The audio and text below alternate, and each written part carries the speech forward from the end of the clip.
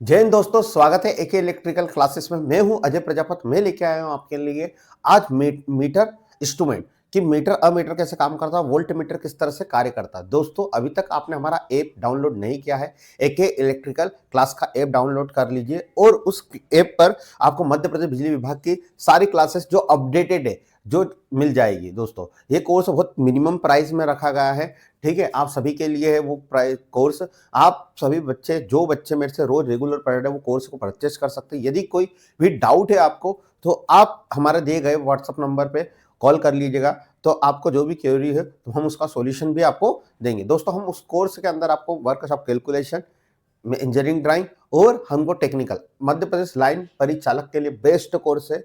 एक बार जरूर पढ़े, कुछ नहीं है, 1000-1500 रुपये नहीं ले रहे हैं, 350 रुपये समथिंग कुछ कोर्स है, 360 370 ऐसा कुछ लग रहा है। देख लीजिएगा, बहुत मिनिमम प्राइस है, आपको देख के लिया गया है। प्लीज एक बार जरूर उस कोर्स को परचेज करो, नया कुछ सीखने की कोशिश करें। दोस्तों, इसमें मेजरिंग मीटर, ठीक है, कौन कौन से मीटर, जैसे गैल्वेनोमीटर कैसे काम करता, अमीटर और वोल्ट मीटर, आज 3 मीटर को पढ़ेंगे और बेहतरीन तरीके से आज समझेंगे। तो दोस्तों, पहले हम पढ़ेंगे मूविंग कॉइल और मूविंग आयरन। दोस्तों, मूविंग कॉइल क्या होता है समझना, और एक होता है मूविंग आयरन। दोस्तों, ये हमारे मीटर के अंदर जो कॉइल लगती है, ठीक है, एक होती है मूविंग कॉइल होती है और एक मूविंग आयरन होती है, ठीक है। यानी ये कॉइल जो होती है, ठीक है, ये कॉइल घूमने वाली होती है और ये इसमें जो कॉइल बनी होती है वो स्थिर होती है, ठीक है। अब दोस्तों, जब भी हम, ठीक है, जो मूविंग कॉइल टाइप के मीटर होते हैं, ऐसे मीटर जिनमें इस तरह की कॉइल लगी रहती है, वो केवल डीसी पे काम करते हैं, ये मैंने कल भी बताया था। और ऐसे जो कॉइल होती है जो मूविंग आयरन टाइप की होती है, जो फिक्स कॉइल होती है, जो कॉइल घूमती नहीं है, ठीक है, उसके चारों क्या बनता है, मैग्नेट बनता है, ठीक है। तो वो दोस्तों, वो होती है हमारी मूविंग आयरन। ये एसी और डीसी दोनों पे काम करती है, ये और मूविंग कॉइल काय पे काम करती है, केवल डीसी पर। क्लियर है। इसमें एक डैंपिंग होती है, ठीक है, इनमें एक डैंपिंग होती है। सर, डैंपिंग क्या करती है समझना। दोस्तों, हमारा जो भी मीटर होता है ना, उस मीटर में क्या होता है, नीडल होती है। ये नीडल को आगे ले जाने वाला जो टॉर्क बल लगता है, जो धक्का लगाता है, उसको बोलते हैं विक्षेपण टॉर्क। हाँ या ना। यानी जीरो से जो आगे ले जाता है उसको बोलते हैं विक्षेपण टॉर्क। हाँ या ना। जो वापिस जीरो पे लाता है उसको बोलते हैं नियंत्रण टॉर्क, यानी कंट्रोलिंग टॉर्क। और जो ये अब क्या करेगा, हमारा कांटे जब करंट दिया तो ये आगे जाएगा और कंट्रोलिंग टॉर्क को इसको क्या करेगा, पीछे खींचेगा। ये बोलेगा मैं आगे जाऊं, कांटा बोलेगा, और एक टार्क बोलेगा मैं इसको पीछे लेके कांटे को।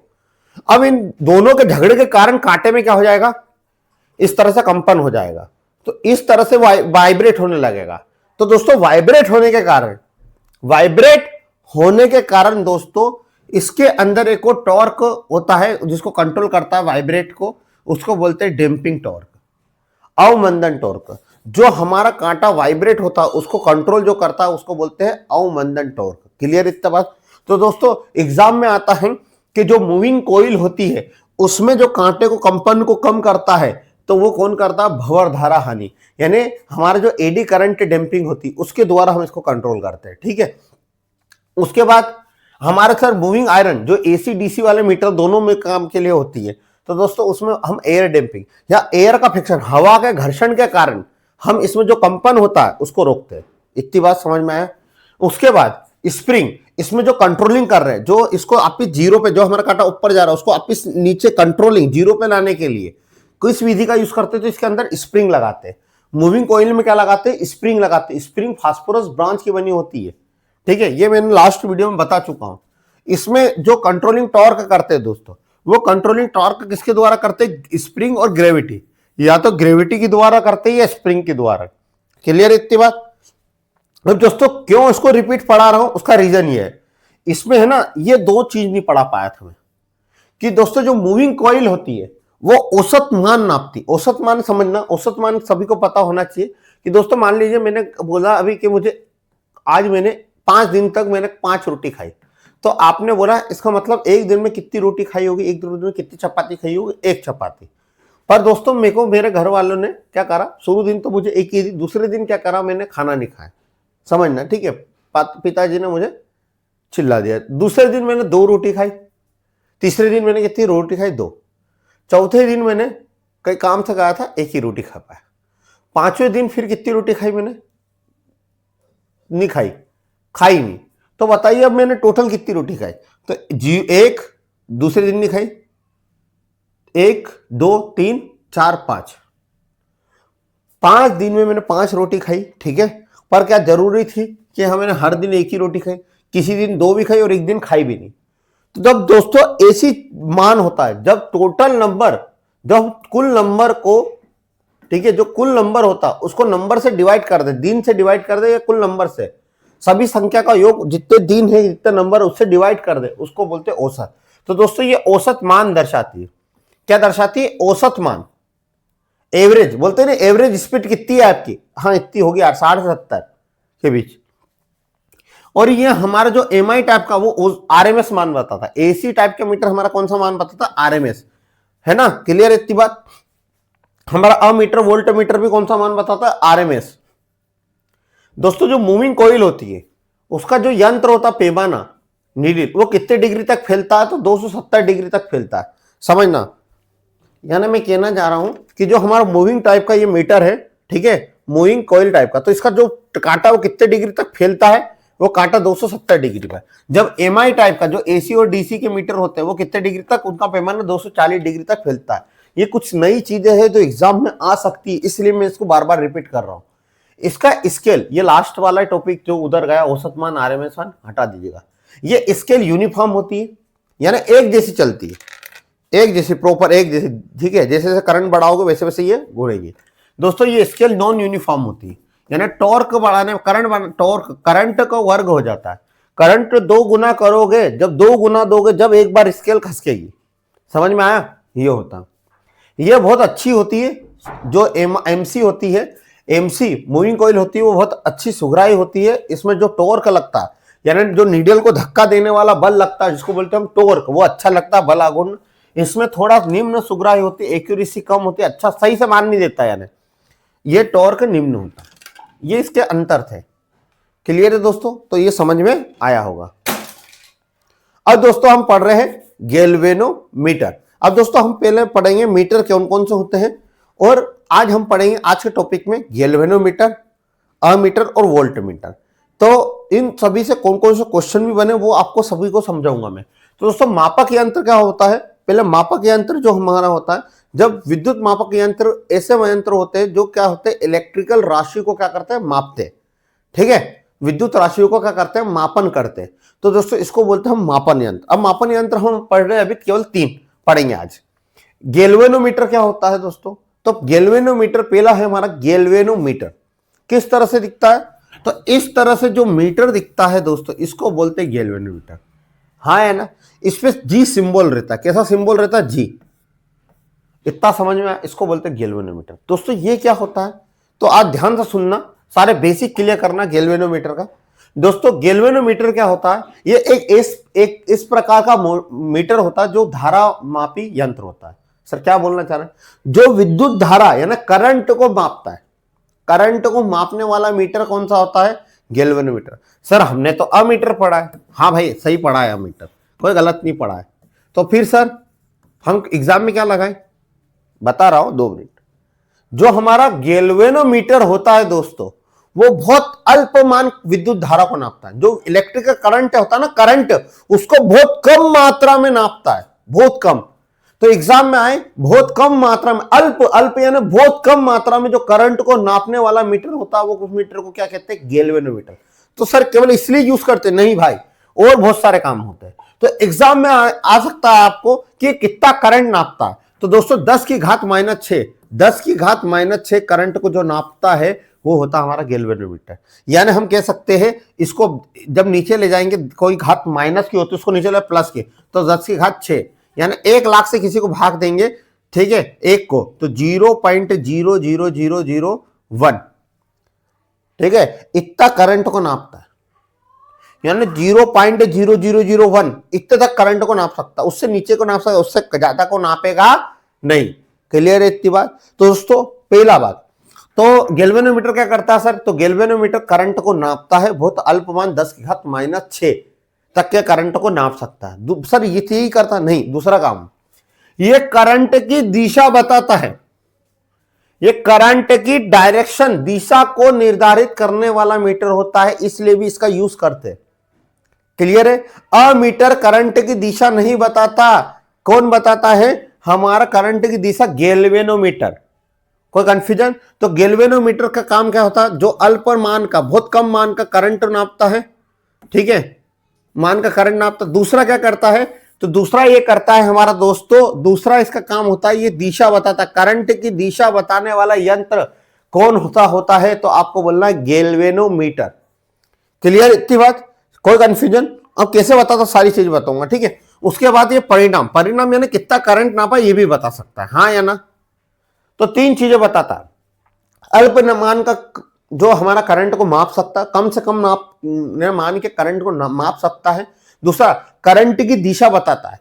दूसरा हमारा होता है, ये बताता है, तीसरा कि इसका परिणाम कितना, यानी कितना रिजल्ट आया, कितना 10 एम्पियर 2 एम्पियर कितना, यानी करंट नापा, उसका वो वैल्यू बता देता, हाँ या ना।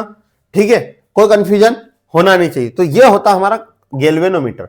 अब दोस्तों जो गैल्वेनोमीटर होता है, ठीक है, उसमें जो कुंडली होती है, चल कुंडली, जो कुंडली इसके अंदर कॉइल लगी रहती इस तरह से, ये दो चुंबक होते हैं जिसको एन और एस, इसके बीच में इस तरह से ड्रम होता है, इसके अंदर कुंडली रहती है, ऐसी कॉइल लपटी रहती है। और इसी कॉइल पे एक क्या लगा था? स्प्लेंडर। स्प्लेंडर यानी कह सकते हैं छड़ लगी रहती, उस छड़ से हमारा कांटा लगा रहता, ठीक है। इसके अंदर जब करंट देते हैं हम, इसके अंदर जब करंट देते हैं, करंट देने के कारण इसके अंदर चुंबक बनती है। और ये चुंबक जैसे जैसे जिधर की तरफ, जैसे मान लो इसमें कंट्रोलिंग टॉर्क, इसमें एस बना तो ये इधर की तरफ खींचाएगी, इसकी ये एन बना तो ये इससे दूर भगेगी और किसकी तरफ जाएगी? इसकी तरफ, हाँ या ना। इतनी बात समझ में आई होगी दोस्तों। तो दोस्तों गैल्वेनोमीटर जो होता है उसमें जो विक्षेपण टॉर्क होता है, सर विक्षेपण टॉर्क क्या होता है? जो कांटे को, जो नीडल को जीरो से आगे की तरफ ले जाता है, ये हमारा मीटर है। मीटर में जो ऐसा टार्क, जो नीडल को ऐसा धक्का देने वाला, टॉर्क का मतलब होता है ऐसा बल या धक्का, जो हमारी नीडल सुई को जीरो से आगे की तरफ ले जाता, उसको बोलते हैं विक्षेपण टॉर्क। तो दोस्तों जो विक्षेपण टॉर्क होता है गैल्वेनोमीटर में, वो करंट के समानुपाती होता है। यानी इसका मतलब ये बोल रहा है, जितना जितना आप करंट बढ़ाओगे उतना उतना वो क्या बताएगा? नीडल आगे बढ़ेगी। क्लियर है? अब जो मैं बोल रहा हूं ध्यान से सुनना। गैल्वेनोमीटर आप तो को दिख रहा होगा डायग्राम यहाँ गैल्वेनोमीटर में, एक नॉर्मल मीटर जो होते हैं और एक गैल्वेनोमीटर होते हैं। ये हमारा अमीटर है, ठीक है। नॉर्मल मीटर में दोस्तों क्या होता है समझना, नॉर्मल मीटर में कोई भी कहां से स्टार्ट होता? 0 1 2 यहां से स्टार्ट होता, हाँ या ना। ठीक है, ये नीडल होती है इसी, ये दिख रहा। पर दोस्तों इसमें जो गैल्वेनोमीटर होता है उसमें जीरो कहां होता है? बीच में। कहां होता है? बीच में। तो आप एग्जाम में आ सकता है कि कौन सा मीटर है या गैल्वेनोमीटर में, ठीक है, कहां से स्टार्ट होता है? तो इसका जो पॉइंट होता है, नीडल होता है, वो कहां पर होता है? 90 डिग्री। कितना डिग्री पर होता है? 90 डिग्री, जीरो पर। कितने डिग्री पर होता है? जीरो पर। यह एकमात्र ऐसा मीटर होता है जिसका नीडल हमेशा कहां पर होता है? बीच में, जीरो पर। क्लियर है इतनी बात? उसके बाद ठीक है, अब सर ये क्या क्यों ऐसा जीरो बीच में होता? तो बेटा ये डायरेक्शन बताता है इस नीडल से, ठीक है, सीधे दाएं तरफ, दाएं तरफ, नीडल से दाएं तरफ जो होता है वो धनात्मक दिशा बताता, करंट का प्लस वाला मान बताता, और बाएं तरफ कैसा मान बताता है? ऋणात्मक, नेगेटिव। तो एग्जाम में आए कि हमारा करंट की वैल्यू ऋणात्मक बता रही है या नेगेटिव है, तो बताइए हमारा जो गैल्वेनोमीटर है वो उसकी नीडल किधर की तरफ जाएगी? तो आपको बोलना है किधर की तरफ? बाएं की तरफ। यदि धनात्मक करंट बता रहा तो किधर की तरफ जाएगी? दाएं तरफ। हाँ या ना, समझ में आया? गैल्वेनोमीटर ऐसा मीटर होता है जिसके बीच में, ठीक है, जीरो, ये कहां से स्टार्ट होता है? जो नीडल होती है वो कहां पर होती है? बीच में, जीरो स्टार्ट होता है बीच में। क्लियर है इतनी बात? बाकी मीटरों में ऐसा नहीं होता, वो स्टार्ट होता हमारा लेफ्ट से कहा जाता है राइट तक, ठीक है, बाएं से दाएं जाते हैं। क्लियर है? कोई कंफ्यूजन होना नहीं चाहिए दोस्तों, सारी चीजें क्लियर हो गई, ठीक है। तो आपको समझ में आया दोस्तों, ये हमारा गैल्वेनोमीटर है, ठीक है। तो गैल्वेनोमीटर के कौन कौन से पार्ट होते हैं? देखो देखो, मैं अभी आपको बता रहा हूं, ये स्थायी एक चुंबक लगा रहता है, एक चुंबक होता है स्थायी। इस पे क्या होता है दोस्तों? इस पे हमारा क्या बना रहता है? पहले तो परमानेंट मैग्नेट स्थायी चुंबक होता है जिसका काम होता है समान चुंबक फैलाना। दूसरा होता है मूविंग कॉइल, ये कोयल होती है घूमने वाली, ठीक है, यहाँ कोयल होती है घूमने वाली। ये क्या करती है, जिसमें करंट जैसे ही प्रवाहित होता है, इसमें करंट जाता है, यहाँ से करंट जाता है और ये क्या बनाती है, घूमने लग जाती है, ठीक है, ठीक है, स्प्लेंडर को घुमाती है। एक सॉफ्ट आयरन होता है जो चुंबकीय क्षेत्र को बढ़ाता है। यहाँ पर एक आयरन कील लगा देते हैं एल्यूमिनियम में किसी का भी, जो हम क्या करता है, यहाँ पर चुंबक को बढ़ाता है। इसमें दो स्प्रिंग लगी रहती है, कंट्रोल स्प्रिंग, ये स्प्रिंग, ये फास्फोरस ब्रांच की बनी होती है, ठीक है, जो सुई को कंट्रोलिंग करती है। स्प्रिंग हमेशा जो आप इस खींच के लेके आती है जीरो पर, पॉइंटर बताता नाप, रीडिंग के लिए स्केल, तो ये सारी चीजें होती है, ठीक है। ये हमारा ये पुराने टाइप के जमाने का, ये इस तरह से देखो, ये हमारा होता परमानेंट मैग्नेट, ये स्केल होती है, ये नीडल होती है, सुई होती है, ये होता हमारा कौन सा, ये एल्यूमिनियम, ये सॉफ्ट आयरन कोर बनाई जाती है, ये कोर होती है, ये कोर होती है सॉफ्ट आयरन की, ठीक है, यानी सॉफ्ट आयरन। उसके बाद होता हमारा मूविंग कोयल, ठीक है, यहाँ होती है मूविंग कोयल जो घूमती है, ठीक है, बीच में हम कोयल करते हैं, लगाते हैं। जैसे हम इसको करंट देते हैं, इसमें मैग्नेट चुंबकीय क्षेत्र बनता है, चुंबकीय क्षेत्र के कारण नीडल आगे बढ़ता है। अब दोस्तों इसका कार्य सिद्धांत तो अभी मैंने बताया, गैल्वेनोमीटर मुख्य रूप से चुंबकीय क्षेत्र, जब चुंबकीय क्षेत्र धारावाही कुंडली पर लगने वाले बल टॉर्क के सिद्धांत पर काम करता है। दोस्तों इसमें क्या होता है, जो गैल्वेनोमीटर होता है, वो गैल्वेनोमीटर में जब हम करंट देते हैं तो उसमें चुंबकीय क्षेत्र बनता है। चुंबकीय क्षेत्र के कारण वो जो नीडल है, तो नीडल को आगे खचकाने के लिए क्या लगाता है, बल लगाता है, बल को बोलते हैं टॉर्क, ठीक है। जितना आप करंट दोगे उतनी सुई आपकी ज्यादा घूमेगी। ये दो टाइप के हो सकते हैं मीटर, मूविंग कोयल टाइप के हो सकता है, जो सबसे ज्यादा यूज होता है एग्जाम में आता, कौन सा गैल्वेनोमीटर सबसे ज्यादा यूज, तो मूविंग कोयल टाइप का। मूविंग आयरन टाइप का भी होता है। एमआई और एमसी दोनों प्रकार के गैल्वेनोमीटर होते हैं, पर सबसे ज्यादा जो उपयोग होता है वो दोस्तों कौन सा होता है, एमसी। दोस्तों जो हमारा गैल्वेनोमीटर की सेंसिटिविटी किस पर निर्भर करती है, ये डिपेंड करता है। तो दोस्तों हमारा सेंसिटिविटी जो गैल्वेनोमीटर होता है, ठीक है, उसकी सेंसिटिविटी यानी वो कितना आगे, नीडल कितनी आगे जाएगी कितनी पीछे जाएगी, किस पे निर्भर करता है। तो दोस्तों हमारे जो कुंडली, जो हम कोयल लपेटेंगे, जैसे एमसी है या एमआई है, तो उसमें हम क्या लपेटते हैं, कोयल लपेटते हैं। तो वो कोयल का क्षेत्रफल कितना, लंबाई चौड़ाई कितनी है, हाँ या ना। अब दोस्तों उसकी चुंबकीय क्षेत्र की तीव्रता कितना चुंबक बना रही है, उस पर डिपेंड करेगी। और कोयल को आपने कितना लपेटा, यानी इस कोयल का कितना, एक ही वायर लपेट जाए इतना लंबे में, या कोयल को बहुत सारे कितने टर्न लिए, उस पर लंबाई पे, क्षेत्रफल, इन तीनों पर क्या करती है, सेंसिटिविटी निर्भर करती है। ये बहुत बार एग्जाम में क्वेश्चन आया है दोस्तों। इसका उपयोग बहुत कम करंट को नापने के लिए, करंट की दिशा दिखाने के लिए तथा अमीटर वोल्ट मीटर बनाने के लिए उपयोग किया जाता है।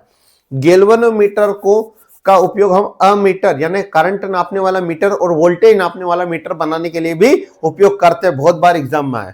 ये लेबोरेटरी में टेस्ट किया जाता है, प्रयोग करते हैं। वायर को टेस्ट, वायर टेस्ट में और इलेक्ट्रॉनिक सर्किट को चेक करने के लिए हम गैल्वेनोमीटर का उपयोग करते हैं। इसमें जो इलेक्ट्रॉनिक सर्किट है उसमें करंट सही जा रहा है कि नहीं, सही दिशा में जा रहा है कि नहीं, पता चल रहा है रेजिस्टेंस से करंट जा नहीं रहा, कैपेसिटर निकाल, तो करंट की डायरेक्शन यह पता करने के लिए इलेक्ट्रॉनिक सर्किट, इन सभी में, या वायर टेस्ट में करंट की दिशा सही जा रही है कि नहीं, वहां पर गैल्वेनोमीटर का उपयोग करते हैं। आशा करता हूं सारी चीजें समझ में आई होगी।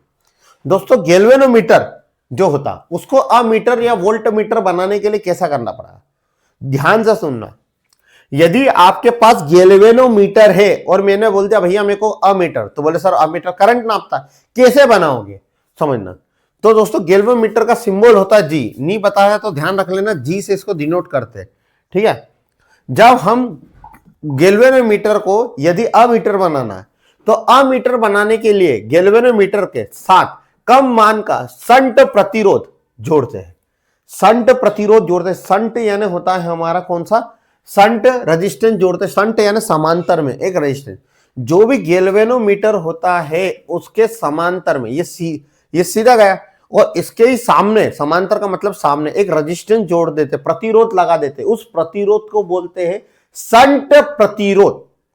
समझ में आ गया दोस्तों। हमारा जो गैल्वेनोमीटर, यदि मैं बोलूं आपको कि गैल्वेनोमीटर को कौन सा मीटर बनाना, अमीटर, जो करंट को नापे केवल, तो आपको यहां पर इसके सामने गैल्वेनोमीटर के समांतर में एक प्रतिरोध लगाते हैं, उसको बोलते हैं संट प्रतिरोध, ठीक है। जो क्या होता है, कम मान का होता है। क्या होता है दोस्तों, कम मान का होता है। वो प्रतिरोध का मान बहुत कम होता है, ठीक है। प्रतिरोध का मान कम होने के कारण करंट की दिशा, करंट का मान क्या हो जाएगा, बढ़ जाएगा। क्लियर है इतनी बात, हाँ या ना। समझ में आया कि नहीं? तो अमीटर बनाने के लिए आपको गैल्वेनोमीटर में क्या लगाना पड़ेगा, समांतर में एक रेजिस्टेंस लगाना पड़ेगा, उसका नाम होता है शंट रेजिस्टेंस। एक और याद रखिएगा, जो रेजिस्टेंस शंट रेजिस्टेंस बनता है वो मैग्नीन का बनता है। काय का बनता है? मैग्नीन धातु का। शंट रेजिस्टेंस कौन सी धातु का बनाया जाता है? प्रतिरोध मैंने चालक कुछ चालक में पढ़ा था, किसका बनाया जाता है? मैग्नीन। सर मैग्नीन क्या होता है? तो मैग्नीन 3 धातुओं से मिलकर बनी होती है। एक तो होता है मैग्नीज, निकिल और तीसरा होता है तांबा। तांबा यहां पर होता है 84%, ठीक है, हाँ 84%, और ये 12% ये होता है और 4% ये होता है, ठीक है, निकेल। तो इस तरह से मिल के बना होता है शंट रेजिस्टेंस। अब इसको फार्मूला पढ़ते हैं जो एग्जाम में क्वेश्चन में बनता है आजकल, ठीक है, समझना। ये हमारा गैल्वेनोमीटर लगा था, समझना, ये हमारा गैल्वेनोमीटर, यहां से करंट जा रहा था आपका, हाँ या ना। अब इसको तुमने कायम बना दिया अमीटर। अमीटर में कारण इसमें क्या कौन सा रेजिस्टेंस लगाया? शंट प्रतिरोध। क्लियर? इतना जो किसका बना होता है? मैग्नीन का। अब दोस्तों जो यहां से करंट गया गैल्वेनोमीटर में गया, तो इसलिए कौन सा करंट हो गया? गैल्वेनो करंट, आईजी, हाँ या ना, ठीक है। अब दोस्तों ये करंट यहां गया। अब दोस्तों जब ये करंट निकला तो दो भागों में बढ़ गया, एक तो इधर जा रहा और एक क्या चला गया? इधर। अरे हाँ या ना? तो दोस्तों दो भागों में करंट क्या हो गया? बढ़ गया। तो एक करंट तो कहां गया? हमारा गैल्वेनोमीटर के पास, और दूसरा करंट कहां गया? हमारा गैल्वेनोमीटर और किसके पास? हमारा टोटल करंट। भाई शंट करंट कहां गया? तो इसका प्रतिरोध का मान कम हो गया, तो यहां पर जो करंट गया, टोटल करंट अब बढ़ गया, जो टोटल करंट और माइनस गैल्वेनोमीटर का करंट, ठीक, इन दोनों का करंट यहां पर कहां आया? इसमें आया, ठीक, इस वाले फील्ड हमने जो रजिस्टेंस लगाया यहां पर। क्लियर है इतनी बात? तो दोस्तों ये समझना आप। अब दोस्तों हमको पता है वोल्टेज, ठीक है, समझना, शंट रेजिस्टेंस में उत्पन्न वोल्टेज, शंट वोल्टेज और गैल्वेनो वोल्टेज, ठीक है, शंट वोल्टेज और गैल्वेनो वोल्टेज। वोल्टेज बराबर क्या होता है? तो सर ओम का नियम पता होगा, वोल्टेज बराबर होता है हमारा करंट इंटू प्रतिरोध, विद्युत धारा इंटू प्रतिरोध यानी रेजिस्टेंस, ठीक है। यहां पर करंट कौन है? तो आई जा रहा, गैल्वेनोमीटर की बात करें अभी, तो शंट की, तो शंट में कौन कौन जा रहा है? तो दोस्तों यहां पर करंट कौन है?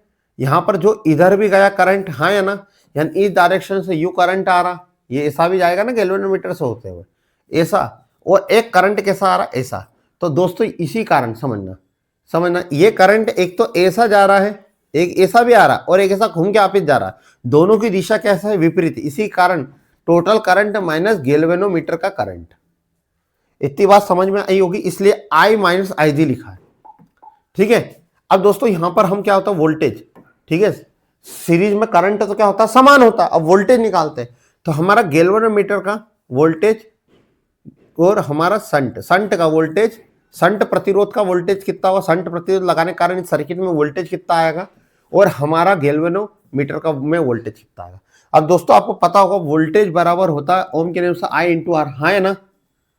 अब दोस्तों यहां रखा वी आई कितना है? तो आई सर यहां पे गैल्वेनोमीटर ये है, तो आई माइनस आई जी, प्रतिरोध कितना, क्योंकि आई इंटू आर है, आई तो यहां पे क्या? संट प्रतिरोध एस बराबर वीजी कितना है? वीजी यानी गैल्वेनोमीटर, गैल्वेनोमीटर में करंट कितना गया देखो, तो करंट गया आई जी, ठीक है, और प्रतिरोध यहां पे जी बनाया अपन, इसको माना इसका प्रतिरोध जी।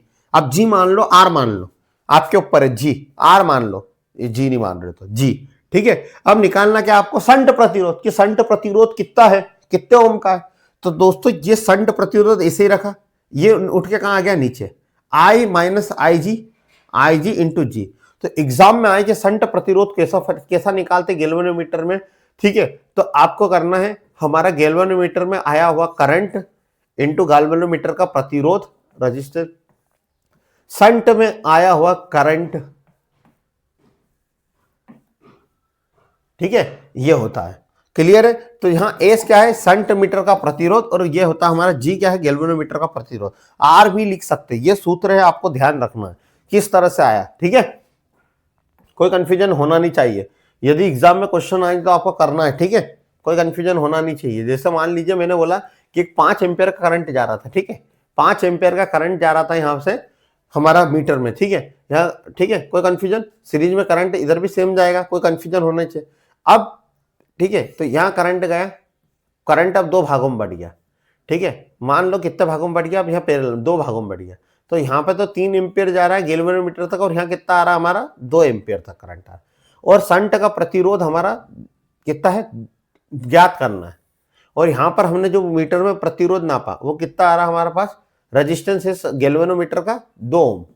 तो बताइए, तो कुछ नहीं करना, हमने टोटल रेजिस्टेंस क्या, ठीक है, शंट प्रतिरोध इस फार्मूला का शंट IG इंटू जी, कितना एम्पियर इस पे गया 3, कितना प्रतिरोध है गैल्वेनोमीटर का 2।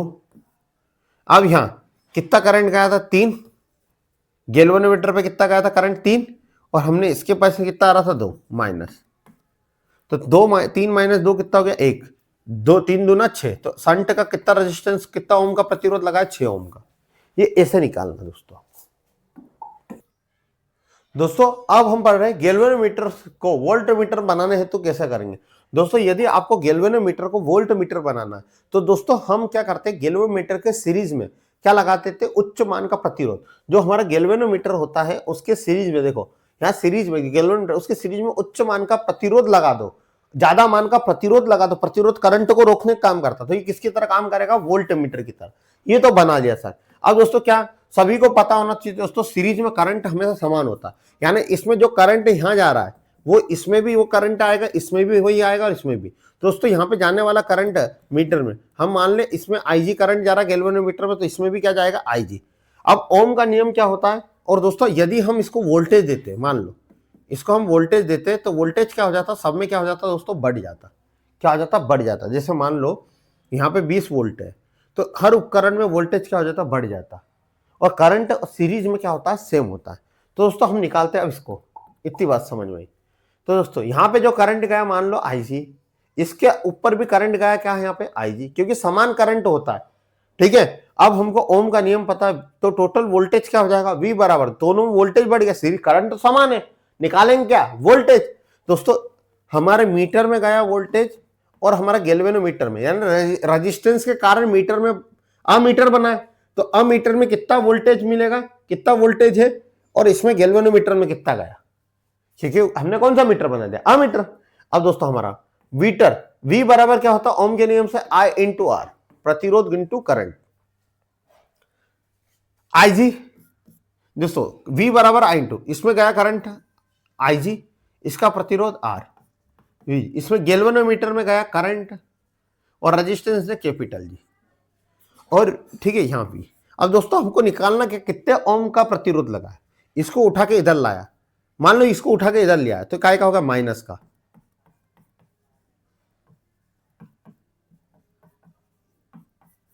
निकालना क्या था, R, इसको उठा के नीचे लिया है, नीचे लाया तो V minus IG upon G, यहां इसके साथ भी है IG पूरे के साथ है, और ये IR, क्या बन गया, ये IR, IR। अब समझना, ये I, ये केवल R, इतना समझ में आया। अब दोस्तों कुछ नहीं करा मैंने, एक बार इसके साथ रखा, एक बार इसके साथ रखा, जब दोनों के साथ ये रखा ना, दोनों के साथ जब रखा इसको, एक इसके साथ रखा IG और इसके साथ, तो दोस्तों यहाँ सभी को पता करंट सेम था, तो I से I क्या हो गया, यहाँ कट गया, I से I क्या हो गया, यहाँ पे जो लिख रखा था, जैसे यहाँ I ये रखा था, ठीक है, तो यहाँ अभी IG, तो IG से IG कट गया, तो ये सूत्र हो गया। नहीं भी काटोगे तो कोई दिक्कत, नहीं भी काटोगे तो कोई दिक्कत नहीं है। तो V minus IG into minus G, V क्या है हमारा वोल्टेज टोटल, V IG क्या गैल्वेनोमीटर का करंट, G क्या गैल्वेनोमीटर का रेजिस्टेंस। इस प्रकार से हम पता कर सकते हैं कि हमारा क्या है, गैल्वेनोमीटर अमीटर में कैसे बदले। अगला होता है दोस्तों अमीटर। अमीटर सभी को पता है, अमीटर क्या करता है, करंट को नापता है, ठीक है दोस्तों। तो विद्युत धारा ऐसा यंत्र होता है जो विद्युत धारा को क्या करता है, नापता है, ठीक है। इस तरह से जो दिखता है आपको वो क्या दिखता है, हमारा अमीटर। अमीटर क्या करता है, विद्युत धारा के मापन को, विद्युत माप, ऐसा मापक यंत्र होता है जो किसी परिपथ में बहने वाले करंट को मापता है, यानी विद्युत धारा को मापने वाला मीटर क्या कहलाता है, अमीटर कहलाता है, ठीक है।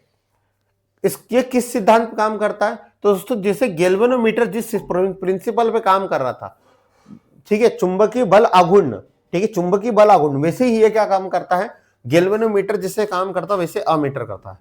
क्या कैसे काम करता है, जब किसी हम चालक में धारा देते हैं तो उसमें क्या बनता है, चुंबकीय क्षेत्र बनता है, उसके कारण वो चालक क्या होता है, घूमने लगता है, उसमें बल लगता है, उसके कारण वो घूमने लगता है। क्लियर इतनी बात। अब दोस्तों समझना, इसमें जो चुंबकीय क्षेत्र उत्पन्न होता है, ठीक है, वो टॉर्क वही करंट के क्या होता है, समानुपाती। ये सभी को ये बात पता है, ठीक है, ये पता होना चाहिए, ठीक है, अभी तक इतना पढ़ा है। अब दोस्तों जो अमीटर होता है उसका कनेक्शन हमेशा काय में लगाते हैं, सीरीज में।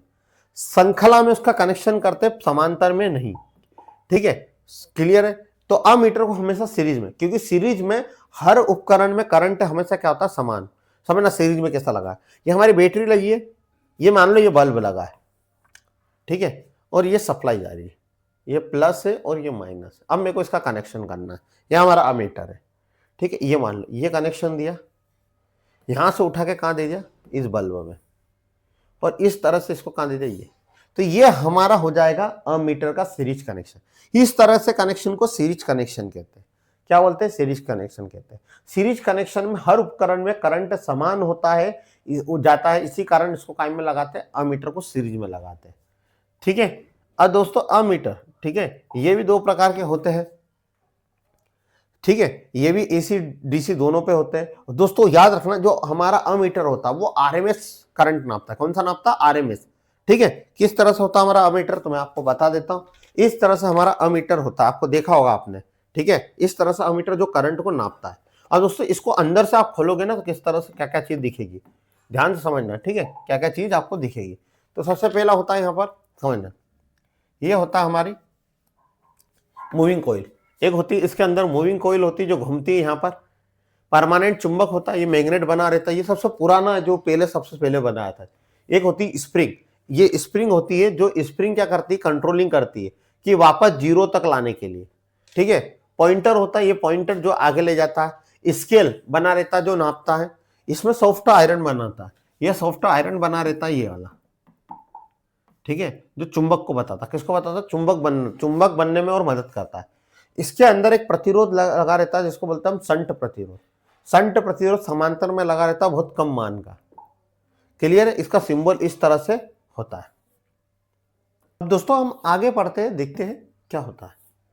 दोस्तों अमीटर का कार्य सिद्धांत कैसा होता है, तो दोस्तों मैंने वो बताया, जो विद्युत धारा ले जाता है, ठीक है, ये क्या करता है, करंट को ले जाने पर चुंबकीय प्रभाव पर आधारित होता है। जो मूविंग कॉइल अमीटर है ना, परमानेंट मैग्नेट मूविंग कॉइल सबसे आम प्रकार का इसमें यूज किया जाता है, PMMC, permanent magnet coil use किया जाता है, पीएमएमसी यूज करा जाता है, जो जिसके आंतरिक भागों को मुख्य रूप से शामिल इसमें करते हैं हम। जो हमारा अमीटर है उसके कुछ भाग है, समझना दोस्तों। पहला होता है स्थायी चुंबक, ये एक स्थिर चुंबक होता है, जो क्या बताए, यहाँ पर एक स्थिर चुंबक लगा रहता है, जो क्या करता है, एक स्थायी चुंबक प्रदान करता है, क्लियर है। मूविंग कॉइल क्या होती है, ये तांबे की तार की एक आयताकार कॉइल होती है, ठीक है, जो गैर चुंबकीय फ्रेम में लपटी होती है, यानी एल्यूमिनियम इन सभी में काय में लपेट देते हैं हम। एक गैर चुंबकीय पदार्थ में इसको क्या कर देते हैं, इसके अंदर भर के हम क्या करते हैं, लपेट देते हैं। जब इसमें करंट जाता है, कॉइल में करंट जाता है, तो उसमें क्या बनता है दोस्तों, चुंबक बनता है। क्या बनता है, चुंबक बनता है, और ये परस्पर एक दूसरे को इंटरेक्ट करके काटती है, क्लियर है। अगला है पॉइंटर और स्केल, सभी को पता है, कॉइल जब कॉइल में करंट बनता है, चुंबकीय क्षेत्र बनाता है, कॉइल जाने करंट जाने पे चुंबक बनता है, और ये स्केल क्या होता है, बढ़ता जाता है, कैलिब्रेट होता है। स्प्रिंग, दोस्तों याद रखना, जो हमारी स्प्रिंग होती है एक अमीटर में, वो फास्फोरस ब्रंच की बनी होती है, जिसके दो कार्य होते हैं, कॉइल में करंट को लाने और आगे ले जाना और वापस लाने का काम करते हैं। इसमें एक डिफ्लेक्टिंग टॉर्क होता है, जो विपरीत, और एक रीस्टोर्टिंग टॉर्क प्रदान करता है, ताकि पॉइंटर वापस कर सके। एक डिफ्लेक्टिंग टॉर्क होता है जो पॉइंटर को आगे ले जा सके, और एक रीस्टोर्टिंग टॉर्क होता है जो पॉइंटर को क्या लाए, वापस लेके आए। तो ये काम इसमें होता है, क्लियर। इतनी बात आपको समझ में आई होगी। अब दोस्तों इसके अंदर हम जो अमीटर होता है, दोस्तों अमीटर में हम क्या करते हैं, दोस्तों अमीटर में हम उच्च धारा मापने के लिए कॉइल के समांतर में एक कम मान का प्रतिरोध लगा देते हैं। दोस्तों यदि आपको एक अमीटर है, उस अमीटर के में उच्च मान का को नापना है, तो उच्च मान का हम प्रतिरोध लगाते हैं। एग्जाम में आता है, यदि मुझे अमीटर की रेंज बढ़ानी है, मेरे को अमीटर में रेंज बढ़ानी है दोस्तों करंट की, तो आप क्या करोगे, तो दोस्तों आपको बोलना है दोस्तों उसके समांतर में हाँ ज्यादा मान का प्रतिरोध यूज करूंगा, ठीक है, जिसके कारण ज्यादा करंट का हिस्सा इससे होकर गुजरे, प्रतिरोध का मान कम हो जाएगा, जिसके कारण ज्यादा करंट जाए, ठीक है। ये एक मैकेनिकल डैम्पिंग होती है। डैम्पिंग मैकेनिज्म क्या होता है यहाँ पर, जब पॉइंटर अनावश्यक रूप से जल्दी स्थिर करने में मदद करता ताकि सटीक रीडिंग दे सके, इसी को बोलते हैं मैकेनिज्म डैम्पिंग। एग्जाम में क्वेश्चन आया था, जब बच्चा कंफ्यूजन हुआ था मैकेनिज्म डैम्पिंग कौन सी होती, तो आपको यहाँ पे बोलना है कि जो पॉइंटर होता है वो ऐसा वाइब्रेट होता है, ठीक है, उसको कंट्रोल करने के लिए जो डैम्पिंग होती है उसको बोलते हैं मैकेनिज्म डैम्पिंग। वो किसके थ्रू होती है, अमीटर में एडी करंट डैम्पिंग। दोस्तों याद रखिएगा, अमीटर में जो कांटा वाइब्रेट होता है जो उसको रोकता है, उसको वो कौन सी डैम्पिंग रोकता है, एडी करंट डैम्पिंग। अब दोस्तों याद रखना कुछ की पॉइंट है। मैंने बोला कि अमीटर की रेंज बढ़ा दो, तो आपने बोला सर इसके समांतर में एक प्रतिरोध लगा दो, कितने मान का, कम से उच्च मान का, ठीक है, कम मान का, सॉरी कम मान का, ठीक, कम मान का प्रतिरोध लगा दो, ठीक है सर, जोड़ दिया। यदि मैंने अमीटर को में जो प्रतिरोध, अमीटर में जो प्रतिरोध सीरीज में जोड़ा जाता तो क्या होता, और समांतर में नहीं हो जोड़ा जाता तो क्या होता, तो समझना। यदि कभी मैं एक अमीटर का जो रेजिस्टेंस है उसको सीरीज में जोड़ देता, ठीक है, तो दोस्तों क्या होता, समांतर में नहीं, क्यों, सीरीज में ही क्यों जोड़ा जाता, समांतर में क्यों नहीं जोड़ा जाता, ठीक है। यदि अमीटर को सीरीज में ही क्यों जोड़ा जाता है, समांतर में क्यों नहीं, बताइए। यदि मैं अमीटर को समांतर में लगा दूं तो क्या होगा, तो दोस्तों अमीटर का प्रतिरोध बहुत कम होता है। प्रतिरोध यानी करंट को ज्यादा पास करने का काम करता है। अमीटर करता क्या है, करंट को मापने का काम करता है। यदि मैं अमीटर को समांतर में लगा दूं दोस्तों, समांतर में लगा दूं, तो दोस्तों अमीटर का प्रतिरोध लगभग बहुत ना के बराबर होता है, शून्य। श्रेणी क्रम में जोड़ने पे सभी को पता दोस्तों, जो कुल धारा कोई खास नहीं होती है, यानी जो श्रेणी जो क्रम में करंट, हर उपकरण में जो जितने भी उपकरण उसमें करंट क्या होता है, समान होता है, ठीक है, कोई असर नहीं पड़ेगा। जबकि समांतर में जोड़ने पे शॉर्ट सर्किट हो सकता है और वो खुद जल सकता है, इसलिए हम सारी धारा उससे होकर गुजरेगी, ठीक है, इस कारण हम इसको समांतर में नहीं लगाते। अमीटर को यदि हम समांतर में लगाएंगे तो उसमें जो रेजिस्टेंस होता है वो जो रेजिस्टेंस का मान ना के वक्त बहुत कम होता है। समांतर में लगाने से रेजिस्टेंस का मान बढ़ जाएगा जो करंट को आगे नहीं जान देगा, इसी कारण, और इस वो किसको, मीटर को जला देगा। अमीटर को हाई रेजिस्टेंस सीरीज में जोड़कर वोल्ट मीटर में बदल सकते हैं। यदि याद रखना ये अमीटर है, अमीटर में यदि मैं हाई रेजिस्टेंस ज्यादा मान का प्रतिरोध जोड़ दूं तो काय में बदल जाएगा, वोल्ट मीटर में। तो एग्जाम में आता है यदि अमीटर को सीरीज में ज्यादा मान का प्रतिरोध जोड़ दो, काय में बदल जाएगा, वोल्ट मीटर में। सर कैसे बदलेगा, ज्यादा मान का रेजिस्टेंस क्या करता, प्रतिरोध करंट को आगे जाने नहीं देगा, क्लियर है। अब दोस्तों कुछ और खास चीजें, अमीटर में प्रत्यावर्ती धारा और आरएमएस का मान रिकॉर्ड होता है। अमीटर यानी समझना, अमीटर में जब आरएमएस मान एसी करंट नापता तो कौन सा नापता है, तो अमीटर जब एसी करंट नाप रहा हो तो उसमें आरएमएस मान आता है। आरएमएस का फुल फॉर्म होता है वर्ग माध्य मूल्य। आमतौर पे अमीटर में शंट प्रतिरोध का मान बहुत कम होता है। अमीटर में जो शंट प्रतिरोध लगाया जाता है दोस्तों उसका मान बहुत कम के बराबर होता है, ठीक है। शंट प्रतिरोध मैंने बताया मैग्नीन का बना होता है, मैग्नीन, ठीक है, ये परिपथ के कहां लगाते हैं, समांतर में लगाते हैं। अब दोस्तों जो हमारा कोइल होती है, ठीक है, अमीटर में जो कोइल होती है जिसको बोलते हैं करंट का कोइल या धारा मापी कोइल, तो जो करंट लेने वाली कोइल होती है वो मोटी होती है और कम लपेटे वाली होती है। एग्जाम में आए कि दोस्तों जो हमारा अमीटर होता है उसमें जो करंट कोइल होती है, धारा मापक कोइल होती है, उसमें तारों की संख्या क्या होती है, तारों की संख्या कम होती है और मोटी होती है, ठीक है। क्यों होती है मोटी, तो प्रतिरोध का सूत्र पता होगा, प्रतिरोध बराबर लंबाई बटे क्षेत्रफल। यदि क्षेत्रफल बढ़ा दो तो रेजिस्टेंस कम हो जाएगा, ज्यादा करंट जाएगा, इस कारण मोटी होती है। अमीटर की विशेषता क्या है, तो प्रतिरोध बहुत कम होता है, सीरीज में जोड़ते हैं, क्या नापता, मीटर, करंट नापता एम्पियर में और मिली एम्पियर में। अब दोस्तों कोई आदर्श अमीटर सर जैसा काल्पनिक, जिसकी कल्पना कर दे ऐसा एक अमीटर है तो उसमें क्या होगा, तो दोस्तों आदर्श अमीटर जो होता है एक काल्पनिक अमीटर होता है जिसका बोलता है कि 100% करंट नापे, तो जराक से भी कोई हानि नहीं, ऐसे मीटर को हम बोलते हैं आदर्श। जहां पे भी आदर्श लिखा हो इसका मतलब जो काम के लिए बनाया वो 100% वही काम करे, उसके सिवा कुछ नहीं। तो दोस्तों ये केवल काल्पनिक कल्पना कर सकते हैं, वह एक काल्पनिक अमीटर होता है जिसका आंतरिक प्रतिरोध क्या होता है, शून्य। याद रखना ये क्वेश्चन आते हैं, आदर्श अमीटर में आंतरिक प्रतिरोध क्या होता है? 0। समझना, कोई भी नॉर्मल मीटर होता है ना, अमीटर, कोई नॉर्मल अमीटर है, ठीक है, उसका प्रतिरोध क्या होना चाहिए? कम से कम। क्या होना चाहिए? कम कम। प्रतिरोध कम होगा तो ज्यादा क्या ले लेगा? करंट, क्योंकि अमीटर क्या नापता है? करंट नापता है। प्रतिरोध कम होगा तो करंट को क्या करेगा? नाप लेगा। ठीक है, अब दोस्तों यहां पे बोला आदर्श, आदर्श यानी मेरे को जरा सा भी नहीं, जितना करंट नापना उतना ही नापना, तो आप यहां पे प्रतिरोध क्या रखोगे? 0। यदि अमीटर बोले तो आपको बोलना कि जो अमीटर होता है वो करंट को नापता है तथा यहां पर जो प्रतिरोध का मान होता है कम होता है, 0 नहीं होता, कम होता है। पर दोस्तों आदर्श बोले तो प्रतिरोध क्या हो जाता है? 0, ताकि परिपथ में धारा का बिल्कुल भी कोई रोके नहीं। ठीक है, आदर्श डीसी धारा परिपथ में यदि मध्य प्रतिरोध खुला हो जाए तो क्या होगा? दोस्तों याद रखना, यदि आदर्श हमारा अमीटर है, आदर्श अमीटर में यदि प्रतिरोध ओपन हो जाए, खुल जाए, तो क्या होगा? तो दोस्तों हमारा प्रतिरोध यदि खुल जाए, समझना, प्रतिरोध यदि ओपन हो जाए, ये प्रतिरोध था, ये ओपन हो जाए, तो दोस्तों प्रतिरोध ओपन हो जाता तो करंट अनंत, यानी करंट को रोकने का मान 0 हो जाए। करंट 0 तो रेजिस्टेंस 0 तो करंट क्या हो जाएगा? अनंत। करंट को रोकने वाला ही 0 हो जाए तो करंट क्या हो जाएगा? अनंत। ये क्वेश्चन एग्जाम में आए हुए हैं, ठीक है, इसलिए समझना। आदर्श अमीटर का आंतरिक प्रतिरोध क्या होता है? 0, कोई रोकने वाला नहीं। पावर लॉस 0, कोई हानि वानी तो होती ही नहीं है। कनेक्शन, इसको भी सीरीज में लगा सकते हैं। क्या प्रभाव? कोई प्रभाव नहीं पड़ता, आप कहीं भी आग में लगा दो। मापन, वास्तविक करंट का सही मान, यानी जो मापना वो सही, ये इसके गुण होते, पर ये काल्पनिक है केवल। अगला होता है दोस्तों वोल्ट मीटर।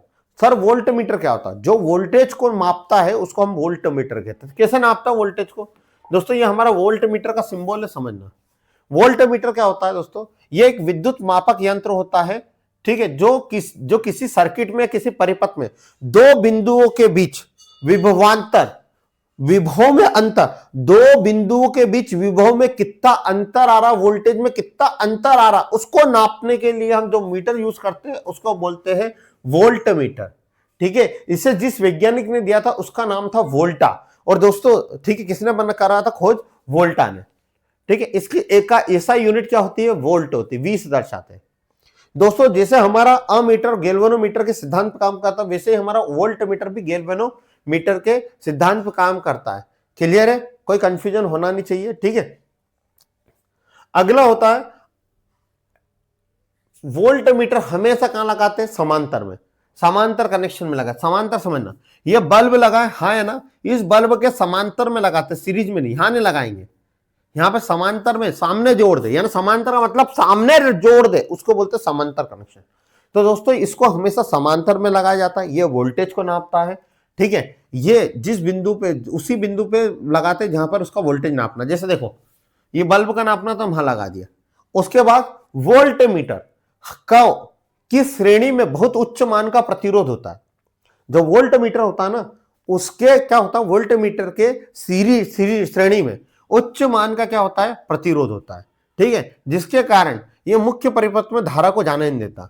जैसे मैंने वोल्ट मीटर, समझना, ये वोल्ट मीटर के सीरीज में क्या होता है? श्रेणी में हम जो वोल्ट मीटर होता है उसके सीरीज में बहुत ज्यादा मान का क्या होता है? प्रतिरोध होता है। सर क्यों? प्रतिरोध क्या करेगा? करंट को आगे नहीं जान देगा, तो करंट को रोक लेगा, जिसके कारण बहुत ज्यादा हमारे को क्या सही वोल्टेज बता पाएगा। क्या बता पाएगा? वोल्टेज बता पाएगा। क्लियर है? तो एग्जाम में आए कि वोल्ट मीटर में प्रतिरोध कहां लगा रहता? सीरीज में। अमीटर में कहां लगा रहता? अमीटर में उसके सामने बैठा रहता है, और वोल्ट मीटर में उसके पास में बैठा रहता है। समझना, ये लगता सीरीज में, अमीटर लगता काय में? सीरीज में, पर प्रतिरोध की बात आए तो सामने बैठा रहता है। दोनों में उल्टा है। अमीटर लगता काय में? श्रेणी यानी सीरीज में। प्रतिरोध कहां बैठा रहता? सामने, समांतर में, संट पथे। वोल्ट मीटर कहां में लगता है? समांतर में यानी सामने, और प्रतिरोध कहां बैठा रहता? सीरीज में। ठीक है, ये समझ में आ गया होगा। वोल्ट मीटर के अंदर हमें लो मान का रेजिस्टेंस पैरेलल में जोड़ के अमीटर की तरह बनाते हैं। दोस्तों यदि मेरे को वोल्ट मीटर को अमीटर बनाना है, तो दोस्तों मैंने वही बताया कि वोल्ट मीटर में अमीटर बनाना, तो इसमें कम मान का प्रतिरोध काय में जोड़ दो? समांतर में जोड़ दो। तो क्या बन जाएगा? हमारा अमीटर बन जाएगा, करंट नापने वाला मीटर बन जाएगा। वोल्ट मीटर की सीमा के विस्तार के लिए प्रतिरोध, ठीक है, श्रृंखला में वोल्ट मीटर के रूप में संयोजित, वही बता रहा किस तरह से करते हैं। वोल्ट मीटर हमेशा जो वोल्ट मीटर है वो आरएमएस मान बताता है एसी में। कौन सा मान बताता है? RMS voltage. विभव मापी, जो वोल्टेज मापी यंत्र होता है जिसको बोलते हैं विभव मापी, उसमें ट्रिमर का प्रयोग करके लोडिंग प्रभाव से बच सकते हैं। ट्रिमर का मतलब होता है, ठीक है, एक ऐसा रेजिस्टेंस जो जिसके मान को हम घटा या बढ़ा सकते हैं, ठीक है, तो उसके से लोड पड़ने का इफेक्ट कम ज्यादा कर सकते हैं। दोस्तों वोल्ट मीटर के अंदर भी एक प्रेशर कॉइल होती है जो पतले तार की बनी होती है और अधिक लपेटे की बनी होती है। दोस्तों एक आदर्श वोल्ट मीटर क्या होता है? दोस्तों एक आदर्श वोल्ट मीटर वह वोल्ट मीटर होता है, आदर्श का मतलब वही बोला, एक काल्पनिक वोल्ट मीटर है, इसमें सब उल्टा होता है। समझना, उल्टे का मतलब जान लो, यानी कोई हानि होती नहीं है। इसमें हम जो प्रतिरोध, वोल्ट मीटर में जो प्रतिरोध लगाते हैं वो काय में लगाते हैं? सीरीज में लगाते हैं। कितने मान का लगाते हैं? ज्यादा, कि ज्यादा ज्यादा करंट को रोके और वोल्टेज ज्यादा जाए। तो यहां अपन अब इसमें थोड़ा सा भी करंट नहीं आना चाहिए, तो हम अनंत मान का प्रतिरोध लगा देते। कैसा लगा देते? अनंत मान का। तो दोस्तों वोल्ट मीटर में जो रेजिस्टेंस लगाता है, ठीक है, वोल्ट मीटर में जो रेजिस्टेंस लगता है पहला, ठीक है, वो शुरू में जो वोल्ट मीटर होता है उसमें तो हम कुछ कम मान का प्रतिरोध लगा देते हैं, ज्यादा मान का लगा देते हैं। कितना मान का? ज्यादा, कि ज्यादा क्या जाए वोल्टेज, ज्यादा प्रतिरोध होने के कारण करंट को रोकेगा। पर जैसे मेरे को ये पूरा वोल्टेज नापना, तो वहां पर अनंत मान का हम क्या लगा देते हैं? प्रतिरोध लगा देते हैं, ठीक है, इसमें कोई हानि नहीं होती है। आदर्श डीसी परिपथ में यदि प्रतिरोध खुल जाए तो वोल्ट मीटर क्या हो जाएगा? दोस्तों समझना, प्रतिरोध ओपन हो जाए। अब प्रतिरोध ओपन हो जाएगा तो हमारा ये क्या बताएगा? ठीक है, वोल्टेज क्या बताएगा? अनंत।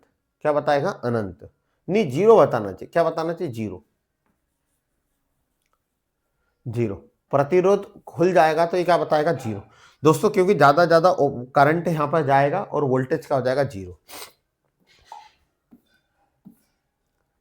अब दोस्तों हम क्वेश्चन पे चलते हैं। क्वेश्चन क्या होता है? पहला क्वेश्चन है, गैल्वेनोमीटर को अमीटर में बदलने के लिए क्या करना चाहिए? तो दोस्तों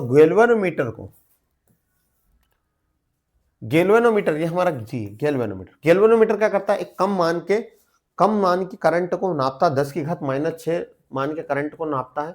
ये करंट की दिशा बताता है। इसमें जो हमेशा जो जी होता है, ठीक है, वो कहां से, यानी जो नीडल होती है वो कहां से? बीच में होती है, जीरो, ठीक है। इधर जो दाएं तरफ प्लस दिशा दिखाती है, उधर माइनस में करंट का मान दिखाता है। दोस्तों हम कम मान का समांतर में यदि प्रतिरोध लगा दे, रेजिस्टेंस लगा दे, कम मान का प्रतिरोध यदि सामने लगा दे गैल्वेनोमीटर को, वो कहां में बच जाएगा? अमीटर में।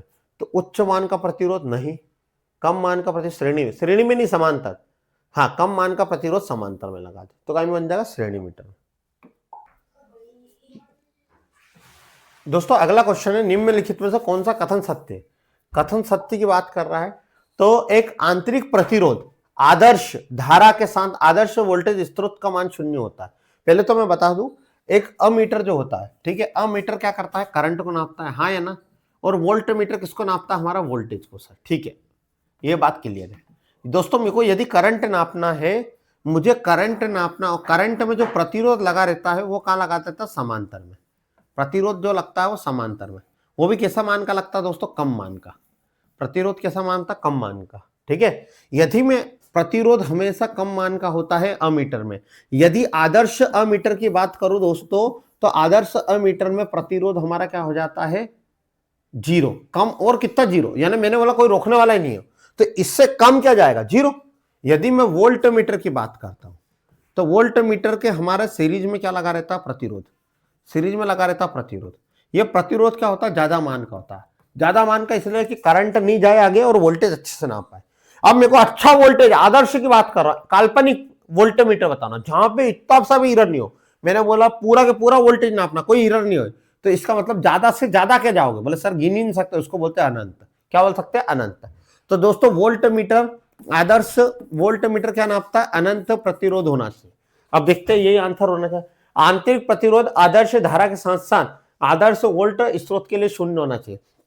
देखो ये क्या बोल रहा, आंतरिक प्रतिरोध आदर्श धारा के साथ साथ दोनों का 0 होना चाहिए क्या? नहीं। आंतरिक प्रतिरोध एक आदर्श वोल्ट स्रोत का अनंत, यानी वोल्ट मीटर का अनंत, बिल्कुल सही है दोस्तों। एक आदर्श करंट स्रोत के लिए आंतरिक प्रतिरोध शून्य होना चाहिए। करंट के लिए आंतरिक प्रतिरोध कम से कम होना चाहिए और आदर्श के लिए तो जीरो होना चाहिए, भी बिल्कुल सही है। ठीक है, अगला क्वेश्चन अगला है, आंतरिक वोल्टेज स्रोत के लिए आंतरिक प्रतिरोध शून्य तथा आदर्श करंट स्रोत के लिए अनंत होना चाहिए। यानी ये बोल रहा है कि जो हमारा आंतरिक प्रतिरोध किसका, वोल्टेज मीटर के आंतरिक प्रतिरोध जीरो नहीं, और करंट क्या होना चाहिए, अनंत। उल्टा बता रहा भाई, ये उल्टा बता रहा है, जो कि गलत है। हमारा बी और सी सही आएगा। ठीक है, ये ऑब्जेक्शन वाला क्वेश्चन था, लोको पायलट के एग्जाम में आया था। ठीक है, और इसको आंसर को डी माना था, जो कि गलत है। मैं फिर बोल रहा हूं आपको, ये आंसर गलत है, इसका बी और सी आएगा, ऑब्जेक्शन वाला क्वेश्चन था। ठीक है, ओम का नियम निम्नलिखित में किन उपकरणों पे लगता है। दोस्तों हमारा जो अमीटर वोल्ट मीटर होते हैं वो ओम के नियम के सिद्धांत पे काम करते हैं। सर क्यों? दोस्तों ओम का नियम होता है बी बराबर आई इंटू आर। यहाँ पे प्रतिरोध को हम क्या करते हैं कि जैसे प्रतिरोध बढ़ेगा घटेगा तो डिपेंड करेगा हमारा का वोल्टेज करंट पे। ठीक है, प्रतिरोध में यहाँ कोई बड़ा चेंजेस आएगा, ठीक है, तो हमारा वोल्टेज और करंट पे क्या होगा, प्रभाव पड़ेगा। ठीक है, तो इसलिए हम बोलते हैं कि वोल्ट मीटर के सीरीज में क्या लगाते हैं हम, प्रतिरोध लगाते हैं, कौन से मान का, उच्च मान का। ठीक है, उच्च मान का, जो करंट को आगे जाने नहीं दे। और अमीटर के समांतर में हम क्या लगाते हैं, एक निम्न कम मान का, निम्न मान का क्या लगाते हैं, प्रतिरोध। तो यदि एक आदर्श डिश धारा परिपथ में, यानी एक आदर्श डिश धारा है जिसमें प्रतिरोध खुला है, तो बताइए वोल्ट मीटर अमीटर क्या देंगे। दोस्तों वोल्ट मीटर अमीटर, दोस्तों आदर्श वोल्ट मीटर में जो प्रतिरोध होता है, ठीक है, वो प्रतिरोध हमारा क्या होता है, अनंत हो जाता है, और जो करंट होता है वो जीरो हो जाता है। तो बी आंसर आएगा। दोस्तों ये बात समझना आपको। एक ammeter ampere meter, sorry ammeter ampere meter, यानी अमीटर क्या नापता, करंट, और वोल्ट मीटर की सीमा के प्रतिरोध को एम्पियर मीटर और मीटर के रूप में संयोजित किया जाता है। तो दोस्तों हम अमीटर को हम सीरीज में करते हैं, जो करंट को नापता है। ठीक है, अमीटर हम सीरीज में लगा देते हैं और वोल्ट मीटर समांतर में। तो सीरीज और समांतर, अमीटर और वोल्ट मीटर की सीमा का विस्तार के लिए प्रतिरोध को कहां लगाते हैं। देखो प्रतिरोध को कहां लगाते हैं, यहाँ क्वेश्चन, अमीटर को सीरीज में लगाते हैं और वोल्ट मीटर को पैरेलल में। अब एग्जामिनर क्वेश्चन क्या दे रहा है, प्रतिरोध की बात कर रहा है ना। यहां होता तो मैंने भी थोड़ी देर के लिए इस क्वेश्चन को क्या बोला, सीरीज में अमीटर लगाते हैं, समांतर। अब इसने यह क्वेश्चन दिया प्रतिरोध कहां लगाते हैं। तो दोस्तों जो हमारा अमीटर होता है, हम उसके समांतर में प्रतिरोध लगाते हैं, कम मान का प्रतिरोध समांतर में लगाते हैं, हाँ या ना। दोस्तों यदि हमारा जो वोल्ट मीटर होता है उसके हम सीरीज में प्रतिरोध लगाते हैं, ज्यादा मान का। ठीक है, यदि आदर्श होगा, आदर्श का मतलब तो इसको बढ़ा दो और यानी इसके करीब तक ले जाओ, जीरो। कितना कम करोगे, जीरो, जब करंट कोई रोकेगा ही नहीं। ठीक है, आदर्श की बात करें तो दोस्तों यहां पर हम किससे लगाते हैं, अमीटर के तो समांतर में लगाते हैं प्रतिरोध, और वोल्ट मीटर के सीरीज में। तो डी आंसर आएगा। ठीक है, प्रतिरोध की बात करी है। निम्नलिखित में से कौन सा कथन गलत है दोस्तों। तो दोस्तों ये कथन जो गलत है बताइए, अमीटर सीरीज में जोड़ा जाता है, सही बात है। वोल्ट मीटर भार से जोड़ा जाता है, ये गलत बात है क्या। चालक का प्रतिरोध इसके तापमान बढ़ने के साथ घटता है, कौन सा, देखो कौन सा गलत है, गलत का मतलब समझना है ना। देखो अमीटर सीरीज में जुड़ता है, बिल्कुल सही है। वोल्ट मीटर हमेशा लोड से जुड़ा होता है, ये भी बिल्कुल सही है। जो वोल्ट मीटर होता है, जो भी लोड होता है, जैसे बल्ब है तो बल्ब के समांतर में जोड़ते हैं। ठीक है, तार की लंबाई जितनी होगी उसका प्रतिरोध उतना होगा। प्रतिरोध का सूत्र क्या होता है, आर बराबर लंबाई बटे क्षेत्रफल। लंबाई जितना बढ़ाओगे प्रतिरोध भी उतना बढ़ेगा। दोस्तों सी, तापमान बढ़ाने पे घटता है, ये बिल्कुल गलत है। तापमान बढ़ाने पे प्रतिरोध भी बढ़ता है, सी आंसर आएगा। एक डीसी सर्किट में वोल्ट मीटर वी है और अमीटर ए है, तो बताइए उसकी व्यवस्था का उपयोग करके बिजली के माप के दौरान सांकेतिक शक्ति होगी। यानी एक डीसी वोल्ट मीटर है दोस्तों, जो क्या वोल्ट मीटर अमीटर है, उसकी व्यवस्था कैसी करेंगे, तो बिजली के माप के दौरान शक्ति, सांकेतिक शक्ति बताएगा। तो दोस्तों याद रखिएगा, बिजली खपत कर रही है क्या अमीटर में, जो हानि होगी अमीटर। दोस्तों जो खपत करता है ना वो हमारा कौन सा मीटर करता है, अमीटर। ठीक है, बिजली का जो खर्च बताता है वो कौन बताता है, करंट। हम बोलते हैं ना घर में करंट आ रहा है, तो जो खर्च कर रहा है वो हमारा अमीटर बताता है। ठीक है, वो अमीटर, तो खपत अमीटर के कारण बिजली में क्या होती है, फिर हानि होती है, तो ये आएगा। ठीक है, सी। अमीटर और वोल्ट मीटर क्रमशः प्रत्यावर्ती धारा और वोल्टेज के मान का रिकॉर्ड करते हैं। अमीटर और वोल्ट मीटर कौन सी प्रत्यावर्ती धारा को नापते हैं दोस्तों? तो एसी में आरएमएस, रूट वर्ग माध्य मूल, root means square, C B sorry, हाँ, कम प्रतिरोध के संट का प्रयोग करके एक गतिशील कॉइल यानी मूविंग कॉइल में स्थायी चुंबक का साधन का प्रयोग करते हैं। समान किसके समान प्रयोग किया जाता है?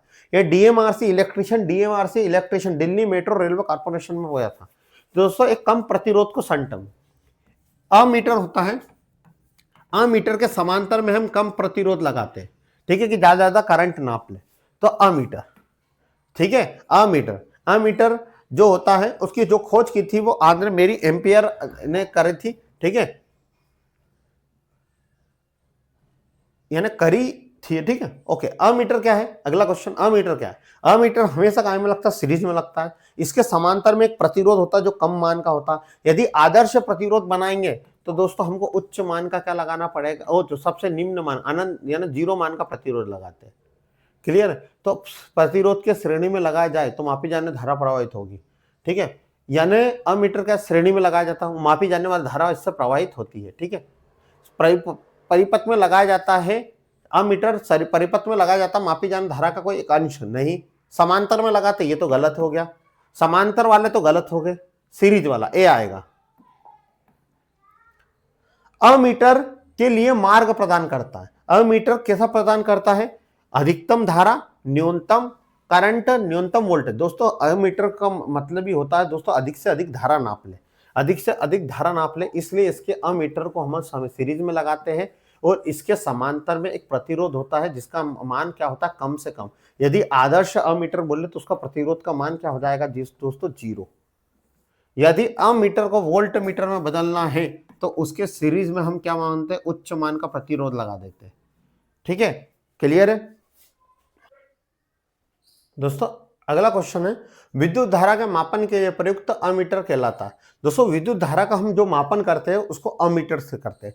अमीटर हमेशा सीरीज में लगाया जाता है और इसमें जो प्रतिरोध होता है वो समांतर में कम मान का लगाया जाता है। दोस्तों आदर्श प्रतिरोध का मान क्या होता है? 0, कम से कम होना चाहिए जो अच्छे से अच्छा करंट नाप सके।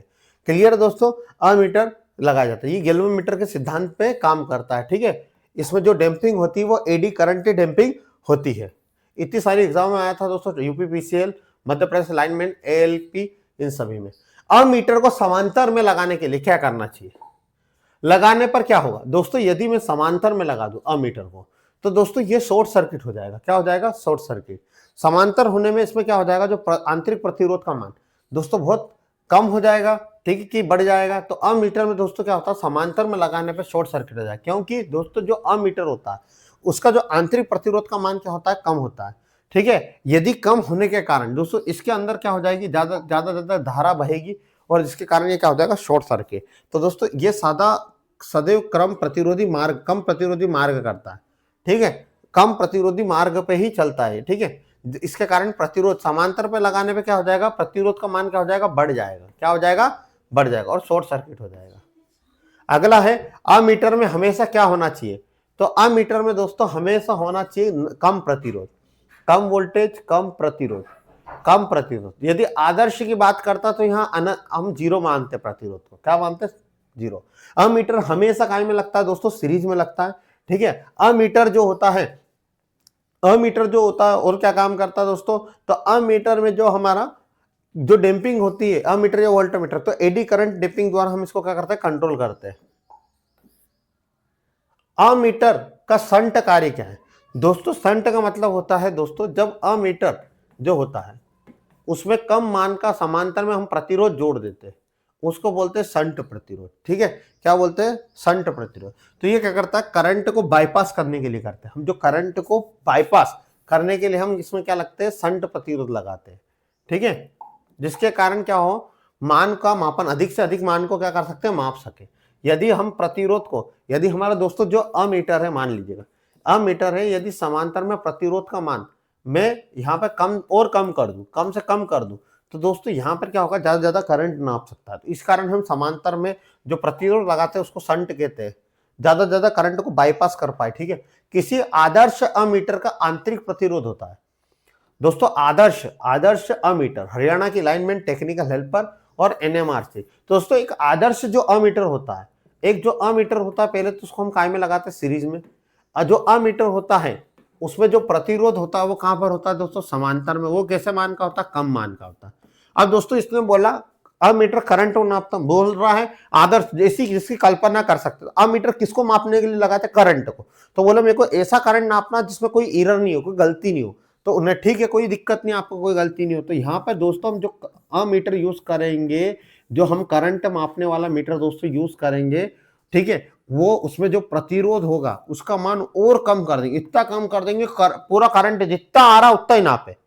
तो करंट यहाँ प्रतिरोध का मान 0 हो जाता है।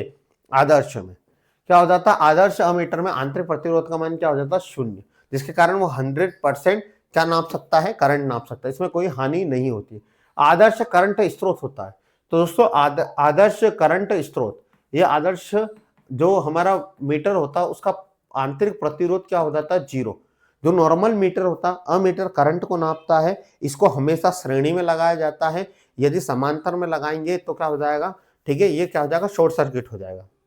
इतनी बात क्लियर है दोस्तों। इसका जो आंतरिक प्रतिरोध होता है अमीटर का वो 0 होता है। जब आदर्श बताना है तो इसका प्रतिरोध कम से कम होता है, और आदर्श लगाना है तो ये 0 हो जाता है, और कम कर देते हैं।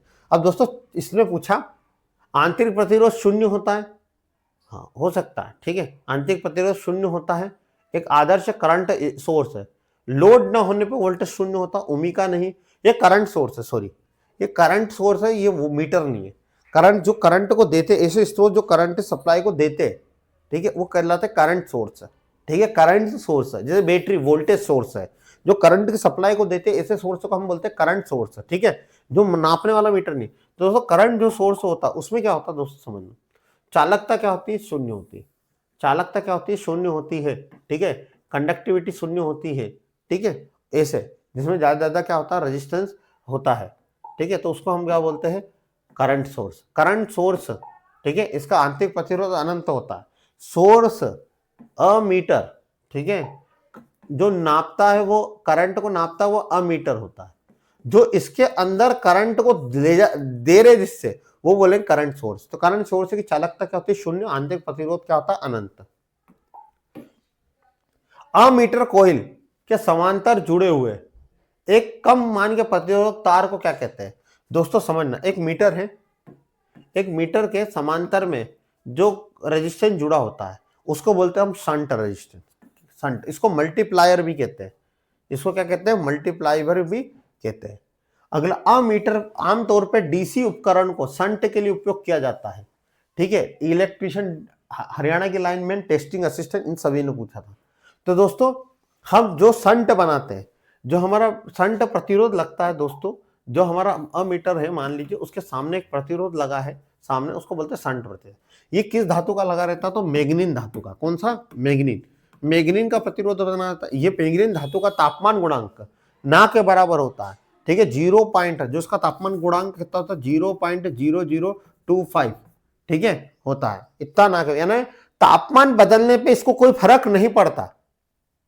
अब मैग्नीन 3 धातु से, मे से मैग्नीज, न से निकिल और तांबा। तो तांबा यहाँ 84% होता है दोस्तों, 12% मैग्नीन होता है, निकिल होता है 4%। तो किसकी बनी होती है, मैग्नीन। कहीं कहीं पर हम कांस्टेंट धातु भी यूज करते हैं। आमतौर पर अमीटर में प्रयुक्त संयुक्त शंट प्रतिरोध का मान होना चाहिए दोस्तों। अमीटर में जो हम शंट प्रतिरोध यूज करते हैं, अमीटर का काम होता है ज्यादा ज्यादा करंट नापना।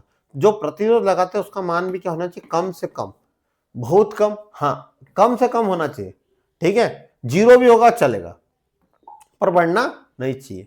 एक धारा मापी, धारा यानी धारा नापने वाला मीटर जिसको बोलते हैं अमीटर, के परिसर रेंज कैसे विस्तारित किया जाए, यानी रेंज बढ़ानी, तो क्या करोगे, यानी मैंने बोला अमीटर का मान बढ़ाना है, तो दोस्तों अमीटर ये होता है, उसके समांतर में कम मान का प्रतिरोध, यानी प्रतिरोध का मान और कम कर दो।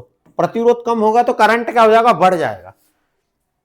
तो दोस्तों उस उच्च मान के प्रतिरोध को सीरीज में जोड़ दे, नहीं, निम्न मान का प्रतिरोध को सीरीज में तो जोड़ना ही नहीं, जो भी जोड़ना समांतर में। उच्च मान के प्रतिरोध को समांतर में नहीं, निम्न मान के मान को समांतर में, ये दिया आएगा। दोस्तों इतनी सारी एग्जाम में आया था, Madhya Pradesh lineman testing assistant, PGCL, UP RVN, UP PCL, DMRC, इन सभी में क्वेश्चन आया था। इलेक्ट्रोडायनोमोमीटर अमीटर, संकेत का विक्षेपण किसके अनुपात होता है? दोस्तों याद रखना, जो हमारा इलेक्ट्रोडायनोमीटर जो होता है, जिसमें अमीटर होता है, उसमें विक्षेपण क्या होता है? जो हमारा नीडल होता है उसको जीरो से आगे की तरफ लेके जाना है, वो किस अनुपात में होता है? तो दोस्तों हमारी जो एक दो प्रकार की कुंडली होती है, ठीक है, एक तो हमारी एमसी या अचल कुंडली होती है और एक चल कुंडली होती है, जिसमें एक एमआई, अचल कुंडली को बोलते हैं एमआई, ठीक है, मैग्नेटिक आयरन जो घूमती नहीं है, और एक एमसी जो घूमती है, मैग्नेटिक कॉइल। तो दोस्तों इसमें जो टॉर्क बनता है वो धारा के वर्ग के समानुपाती होता है। जो करंट बनता है वो धारा के वर्ग के क्या होता है? माध्य बनता है, वर्ग के माध्य होता है। तो ये डी आएगा दोस्तों इसमें। यदि किसी विद्युत मात्रा को मापने के लिए वोल्ट मीटर का उपयोग किया जाए, कौन सी मात्रा? दोस्तों वोल्ट मीटर क्या नापता? वोल्टेज, विभव। तो ए आंसर आएगा। DMRC, loco pilot, UP PCL में आया था। वोल्ट मीटर में होना चाहिए, क्या होना चाहिए दोस्तों? तो दोस्तों वोल्ट मीटर इस तरह से होता है, इसको समांतर में लगाते हैं, सामने पैरेलल में लगाते हैं लोड के, और इसके सीरीज में एक प्रतिरोध होता है, वो प्रतिरोध का मान ज्यादा से ज्यादा होना चाहिए। सर क्यों होना चाहिए? कि दोस्तों ये करंट को रोक सके और केवल वोल्टेज ही नापे। तो प्रतिरोध क्या होना चाहिए? उच्च होना चाहिए। इसरो अहमदाबाद की एग्जाम में आया था। वोल्ट मीटर के लिए मार्ग प्रदान होता है। दोस्तों वोल्ट मीटर के लिए कैसा मार्ग प्रदान होना चाहिए? अधिकतम धारा जाना चाहिए, नहीं धारा कम से कम जाना चाहिए। इसीलिए तो हम उसके वोल्ट मीटर के समांतर में उच्च मान का प्रतिरोध लगाते हैं। उच्च मान का प्रतिरोध लगाने, प्रतिरोध का काम होता है करंट के मार्ग में रुकावट पैदा करना, करंट को रोकने का।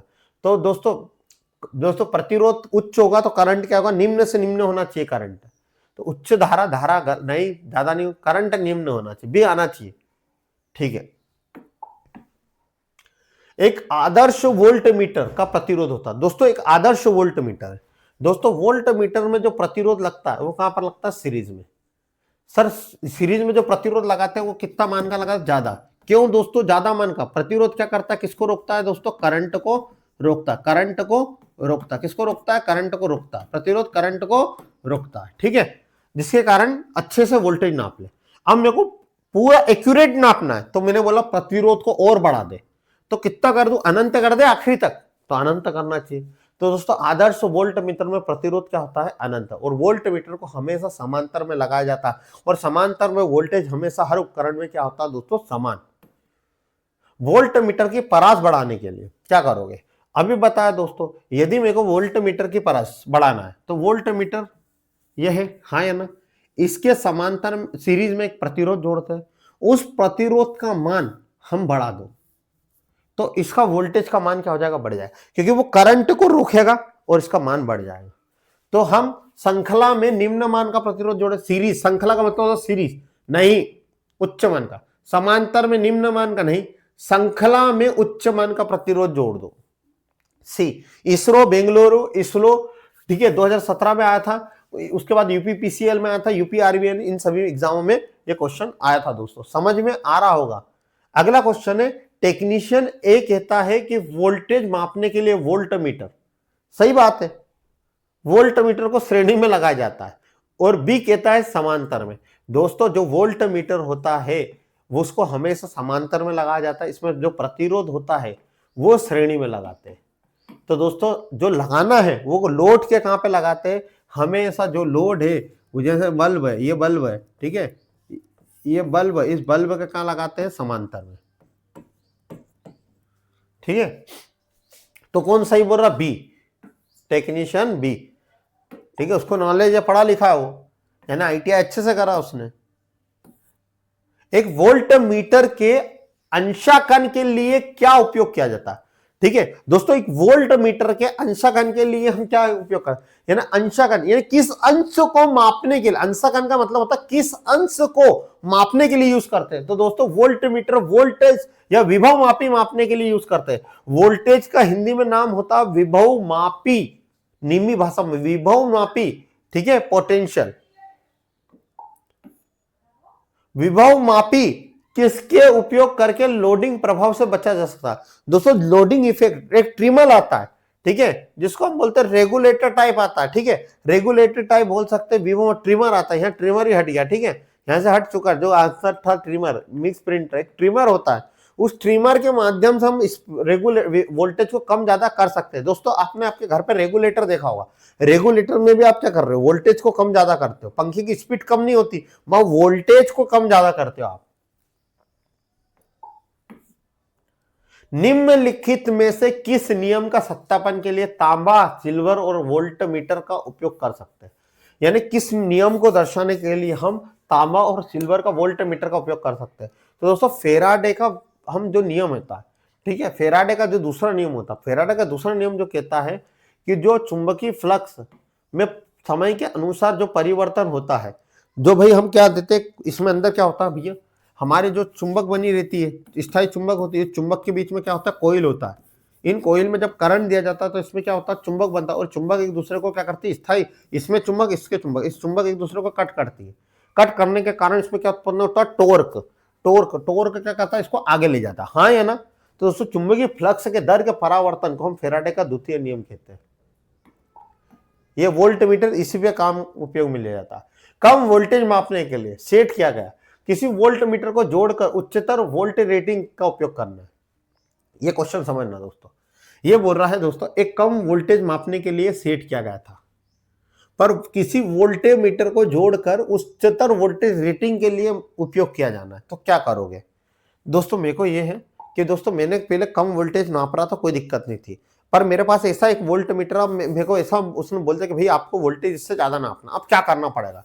तो मेरे पास तो जो वोल्टेज वो कम नापता है, तो दोस्तों मैं वोल्ट मीटर के सीरीज में उच्च मान का प्रतिरोध लगा दूंगा, ठीक है, जिससे कि ज्यादा प्रतिरोध नाप सके।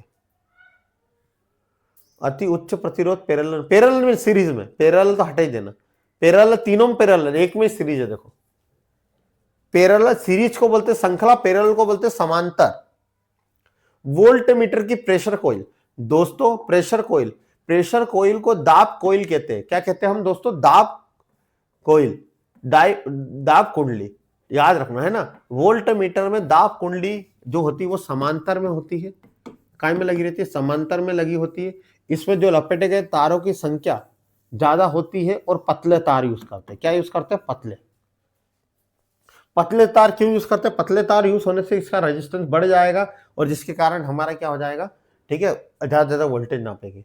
तो मोटे तार नहीं, मोटे तार कुछ चक्कर, महीन तार, महीन का मतलब है पतले, और अधिक चक्कर, सी आएगा, ठीक है।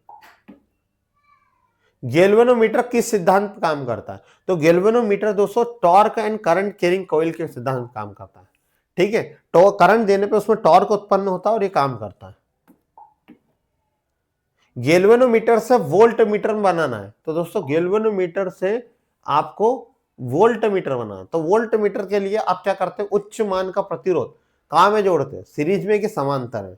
उच्च मान का प्रतिरोध जोड़ते हैं, कहां जोड़ते हैं? तो दोस्तों उच्च मान का जब प्रतिरोध जोड़ दोगे कहां पर, सीरीज में, तो आपका गैल्वेनोमीटर जो होता है वो क्या बन जाता है, जो गैल्वेनोमीटर उच्च मान का जो प्रतिरोध जोड़ देते हैं तो हमारा क्या बन जाता है दोस्तों, वोल्ट मीटर सीरीज में।